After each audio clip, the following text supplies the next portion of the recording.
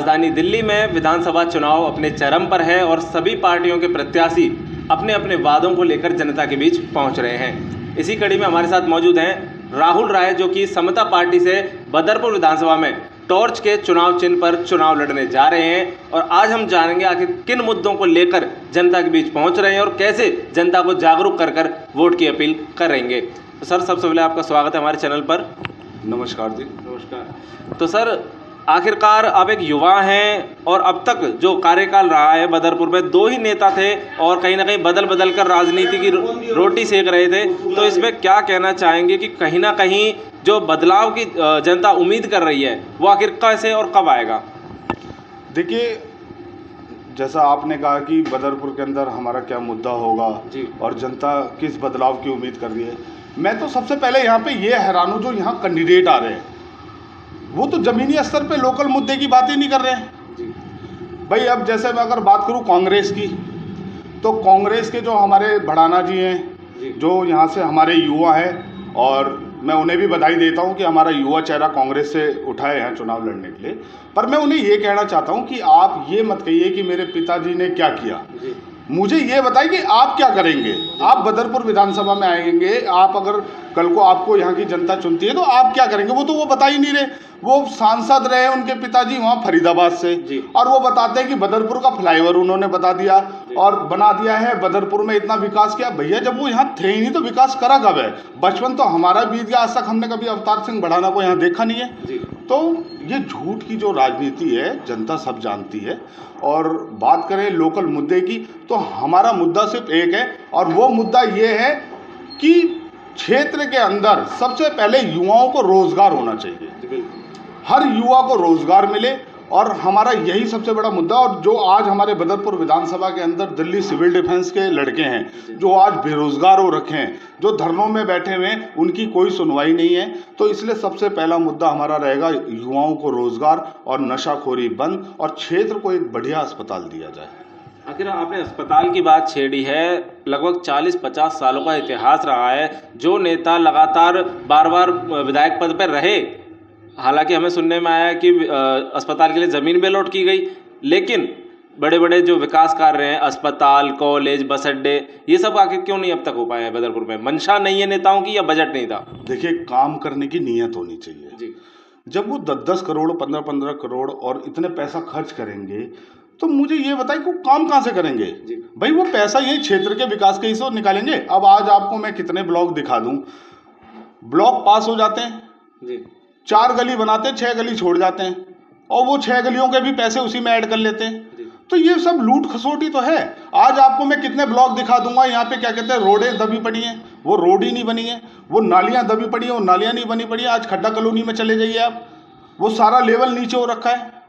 तो ये सब लूट खसोट की इनकी राजनीति है, और जनता इस बार जान चुकी है कहीं ना कहीं इन्होंने भ्रष्टाचार कर रखा है, इसलिए ये पैसे के दम पे आते हैं और कुछ नहीं कर पाते। राहुल जी, क्षेत्र में चर्चा है, जो भी प्रत्याशी इस बार खड़े होते हैं वो हर चुनाव में नई गाड़ियां निकालते हैं। तो आखिरकार ये कहीं ना कहीं जो जनता की विकास का पैसा है वही कहीं नई गाड़ियों में तो नहीं आ रहा? देखिए, जैसे बिल्कुल आपने सही कहा कि क्षेत्र में आते हैं और नई गाड़ी लेके आते हैं जी।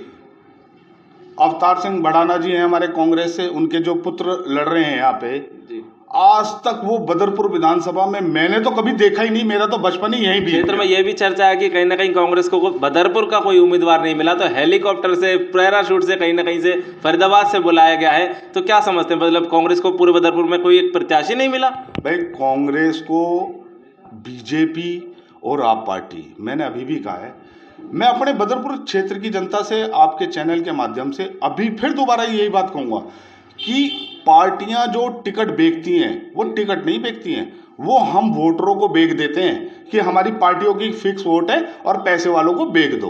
तो यही हो रहा है जी। बेचने की जो बात आपने कही है, अब जो पंजाब में आम आदमी पार्टी ने कहा था कि 1000 रुपये देंगे, दिल्ली में कह रहे 2100 रुपये देंगे, तो मतलब कि ये रेट लगाए जा रहे हैं जनता की वोट के, या क्या मतलब ऐसे? देखिए, जनता की भावनाओं के साथ केजरीवाल जी खेलने में आज की डेट में माहिर हो गए जी। उन्होंने जनता की भावनाओं के साथ खेला है। पंजाब में इन्होंने कहा है कि जी हम 1000 रुपये देंगे, क्यों नहीं दे रहे हैं? वहाँ की जनता आज भी मैं तो कह रहा हूँ जी, आप दिल्ली के अंदर देखिए, केजरीवाल जी का क्या मतलब है पंजाब की सिक्योरिटी लेके घूमने का? पंजाब पुलिस भी कहीं ना कहीं परेशान है, पंजाब की सरकार के जो सरकारी कर्मचारी हैं वो भी परेशान हैं। ये पंजाब की सुविधाएं ले रहे हैं यहाँ दिल्ली के अंदर बैठ के। दिल्ली में तो आरोप लगाते हैं ना कि मुझे सुरक्षा नहीं मिलती, कोई मुझे थप्पड़ मार जाता है, इंक फेंक जाता है, उनका सीधा आरोप है। भाई हम पे क्यों नहीं फेंक रहा कोई? जी, हम भी चुनाव लड़ रहे हैं, 18 साल से हमने भी समाज सेवा करी है। आप सुनना सीखिए, अगर मैं कहीं गली में जाता हूँ और मुझसे कोई गलती होगी तो जनता का काम है मुझे कहना, पर आप अपने पास सुरक्षा का घेरा लगा लेंगे तो भाई जो किलसेगा वो थोड़ी बहुत तो हरकत करेगा ही करेगा। जैसा कि आपको पता है कि दिल्ली में 10 सालों से आम आदमी पार्टी की सरकार रही और उन्होंने कहीं ना कहीं बीच बीच में जो नीतियां निकाली, चाहे वो बीच बाजार में शराब के ठेके खोलने का काम किया हो, तो इससे आप क्या समझते हैं? मतलब कि युवाओं को, लोगों, जनता को नशे की आदत लगाना चाहते थे वो? देखिए, जैसे भारतीय जनता पार्टी ने सरकारी विभाग को प्राइवेटेशन करने में कमी नहीं छोड़ी, ऐसे ये भी पैसों के लिए क्या कहते हैं सारे ठेके इन्होंने उठा के प्राइवेट कर दिए। प्राइवेट वालों ने तो अपना सीधा सीधा सिस्टम बना लिया। आप एक बोतल पे 100 रुपए कमा रहे हैं, वो एक बोतल पे 10 कमा के 100 बेच रहे हैं। तो कहीं ना कहीं उनका उस समय से बढ़ के प्रॉफिट हो रहा था। और अभी जैसे आपने एक क्वेश्चन और करा था कि नए चुनाव के टाइम ये नई नई गाड़ियां आती हैं, तो मैं ये बताना चाहता हूँ, एक हमारे बदरपुर क्षेत्र के अंदर बदरपुर विधानसभा में भारतीय जनता पार्टी का एक प्रत्याशी है नारायण दत्त शर्मा जी। वो एक गरीब किसान का बेटा है जी। और आज आप देख लो 6-6 गाड़ियां उसके साथ घूम रही हैं, स्कॉर्पियो, फॉर्चूनर और पहलवान लेके घूम रहा है। आखिर वो पैसा आ कहाँ से रहा है? जी बिल्कुल, नामांकन में उन्होंने बहुत अच्छा काफिला निकाला था, काफ़ी गाड़ियों का, जेसीबी और पता नहीं कौन कौन सी गाड़ियां उन्होंने शामिल की थी। तो आखिरकार जनता को ये भी सोचना चाहिए कि जो ये काफिला निकल रहा है, तो ये जो पैसा दिखा रहे हैं गाड़ियों में, दर्शा रहे हैं अपना, तो कहीं ना कहीं विकास की अगर बात, वापस हम अपने मुद्दे पर आते हैं, बदरपुर में अगर देखा जाए तो अब तक आपको क्या लगता है, क्या जो बड़े, देखिए पूरी दिल्ली में कहा जाए तो एक तरह से मूलभूत सुविधाओं की तो बात रहने दीजिए, लेकिन जो बड़ी सुविधा होती हैं, किसी अस्पताल, कॉलेज या बस अड्डा हो गया या एनीथिंग, कुछ बड़े कार्य होते हैं, तो क्या लगता है बदरपुर में अब तक क्यों नहीं हो पाए सर? मैंने अभी आपसे कहा था आपके चैनल के माध्यम से, जब ये लोग पैसा खर्च करते हैं तो उस पैसे को वापस तो लेना है। तो कहीं ना कहीं जैसे अस्पताल की बात करें, अस्पताल पे पत्थर लग गए हैं जी जी, पर आज तक अस्पताल नहीं बना है। क्यों? बजट खा जाते हैं ये लोग घूम फिर के। इन्हें कुछ ऐसा काम करेंगे जिसमें वो बजट ही खा जाएंगे, आपका सुविधा देंगे कहाँ से आपको? ये बदरपुर में लाखों की आबादी में वोटर रहते हैं और इनके लिए इतने सालों में अभी तक एक अस्पताल तैयार नहीं हो पाया है। देखिए, ये जो हमारे नेता हैं, आज जितने भी चुनाव लड़ रहे हैं, पुराने नेता और पुराने नेताओं के जो नए बच्चे आए हैं जी, ये सब बचपन से सोने की चम्मच से ना दूध पिया है इन्होंने। इन्हें गरीबी का एहसास नहीं है, इन्हें क्षेत्र के मुद्दों का एहसास नहीं है। कभी हमारे साथ उतरे फील्ड में, हम बताएंगे कि कैसी गलियां, कैसी नालियां, कभी झुग्गियों में बैठ के चाय पानी करके देखे ना, इन्हें पता लग जाएगा क्या हालात हैं। क्षेत्र की जनता का तो साफ कहना है कि जो भी नेता होते हैं 5 साल में चुनाव के 15 दिन नजर आते हैं। तो इस पर क्या कहना है आपका? बिल्कुल सही कह रहे हैं जी, क्योंकि क्षेत्र में हमारे, अब जैसे हम बात करें आप पार्टी की जी, भाई हमारे बुजुर्ग हैं हाँ, तो वो तो क्षेत्र में आ ही नहीं सकते, तो कहाँ से आएंगे? अब बात करें पंडित दत्त नारायण शर्मा की, तो उन्हें लूट खसोट से ही फुर्सत नहीं है, तो वो भी क्षेत्र में नहीं आते हैं। क्षेत्र में वो व्यक्ति आएगा जो क्षेत्र का विकास करना चाहेगा।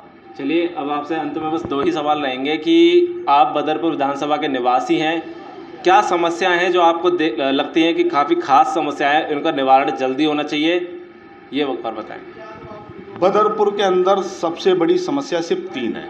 एक, जो बदरपुर के अंदर अस्पताल नहीं है। हमारे परिवार का कोई भी बीमार पड़ता है तो वो अस्पताल से जाने से पहले ही डेथ कर जाता है। बड़े दुख की बात है, लोग यहाँ से पलायन भी कर रहे हैं इस मुद्दे को लेकर। और दूसरा है वो जाम मुक्त, बिल्कुल बदरपुर को जाम मुक्त कराना है। और तीसरा, जो आज घर घर के अंदर नशा बट रहा है और प्रशासन के थ्रू इस पे बकायदा प्रशासन की मिली भगत से काम चल रहा है। और नहर के पार जो मुद्दा है वो है ओजोन, जो मकान के नाम पे, समरसीबल के नाम पे जो प्रशासन लूट कर रही है, उसको रोकना है जी।